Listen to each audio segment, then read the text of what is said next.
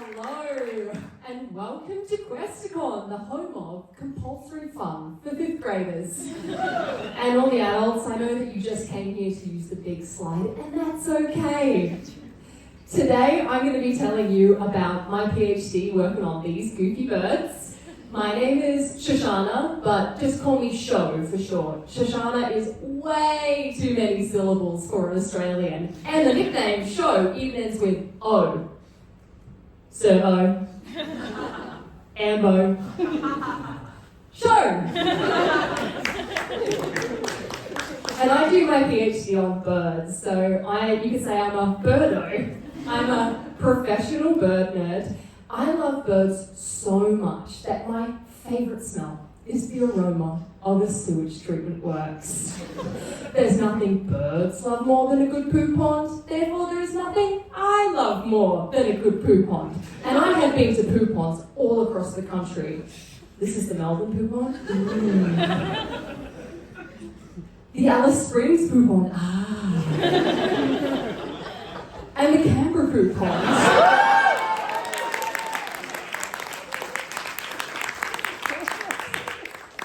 Poo pond is such an Australian institution. Elsewhere in the world, they have the audacity to lock up their poo inside these buildings where we can't see it. Meanwhile, in Australia, we put it out in big ponds for everyone to look at. So you can keep the Eiffel Tower, the Colosseum. We have the Werribee Sewage Treatment Works, where it is my God-given right to be ankle deep in birds, shit, and bird shit.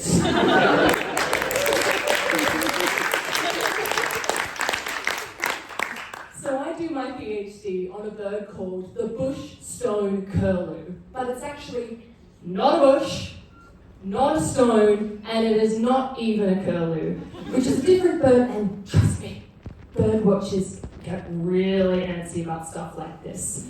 Bird watchers are a bit neurospicy. It's a hobby for people that like making lists. So if you get a bird name wrong, for example, this is a superb fairy wren. Notice the lack of a space or hyphen.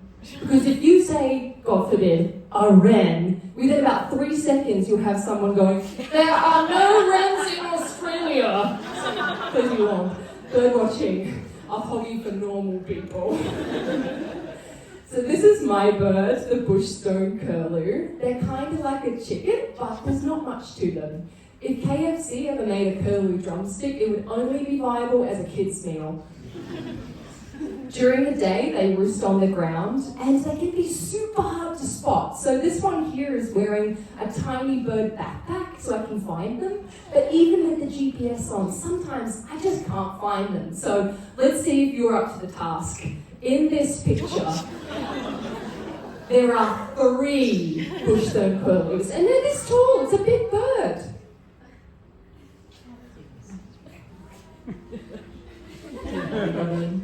You ready? Ta-da! 1, 2, 3, bushstone curlews. Okay, should we try again? This time there are 4 bushstone curlews. Oh, hi, Mark. There they are, little family of curlews. Did you find them? Okay, lucky last. This time, there are 5 bushstone curlews. You've had plenty of practice by now. I'm just messing with you.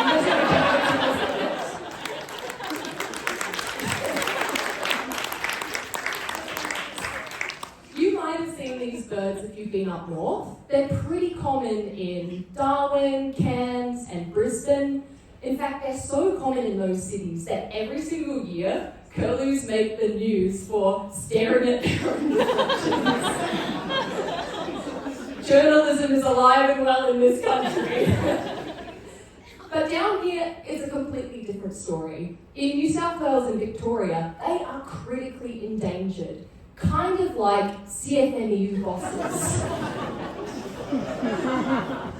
They're endangered because of habitat loss. They need woodland with debris to camouflage against, and introduced red foxes eat their eggs and their chicks. So as a result, bushstone curlews went extinct here in the 1970s. Boo. And while some things should go extinct,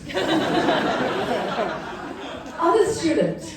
But the good news is we don't have to accept local extinction. Reintroduction is the process of bringing back things that have gone locally extinct, and it usually involves taking stuff either from captivity or elsewhere in their range where they're still common and putting them back in appropriate habitat in their indigenous range. Has anyone here been to Mulligan's Flat?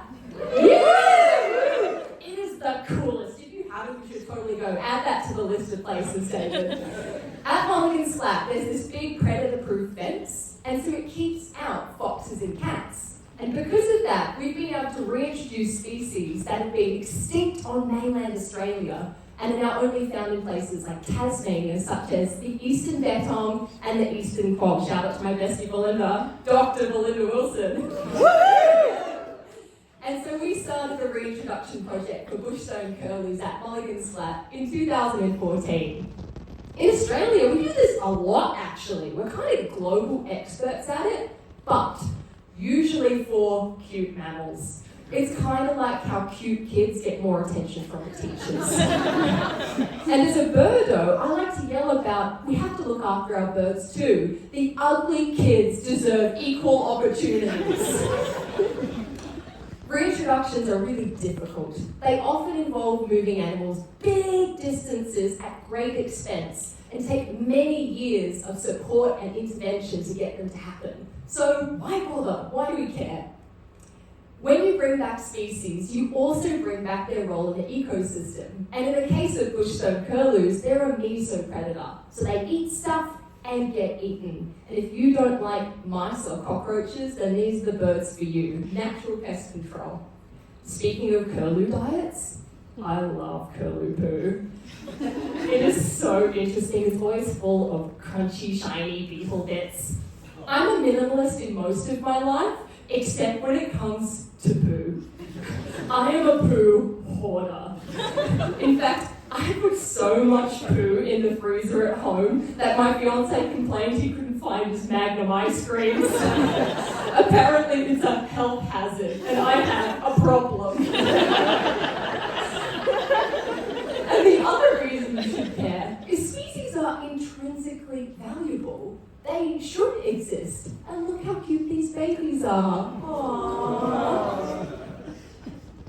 While the babies are super cute, however, the adults are a bit spooky. Kind of like how human kids start cute, and then somewhere along the line they start growing a mullet and shopping at Adidas. But the adult curlews are spooky, have that very statue stillness with which they stand and these big yellow eyes. But the spookiest part is their call. They sound like someone getting murdered. It's been described as a woman's scream, chilling to the bone. In fact, it's so common that every year in Queensland, tourists call the police going, "Help, somebody's getting murdered!" And then the police pick up the phone and are like, "So where are you?" "Oh, that campsite?" "Yeah, mate, it's just a bird, it'll be alright." Which fits perfectly into the grand national pastime that is fucking with tourists. Australia, if the animals aren't trying to murder you, they sound like murder. I once had to take a stone curlew home overnight so it could see the vet the next day. And at that point in time, I lived in an apartment building, so I kept it in a tent in my lounge room overnight. And the next day, I didn't have a pet carrier to get it back out in, so I put it in a Woolies shopping bag. And I thought, this will be fine. It's only 16 floors down, and then we're on the straight run home to my car. Of course, it was the one time I get in, the doors are shut, we've gone down 2 floors, and this cute little old lady gets in the lift, like a stylish nana. I'm like, hello, just polite. And then a few more floors down, my Woolies bag starts going,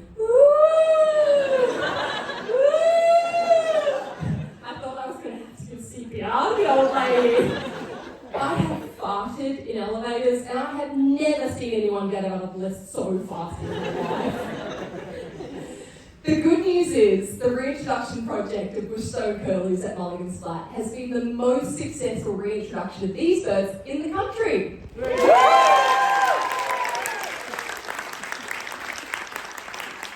some of the original birds are now grandparents. And we're now expanding the program to 3 new sites in Victoria, which I think is awesome because everyone deserves to hear the blood-curdling shriek of bushstone curlews at dusk. And who knows, one day they might even serenade our local poo ponds. Thank you so much for being here.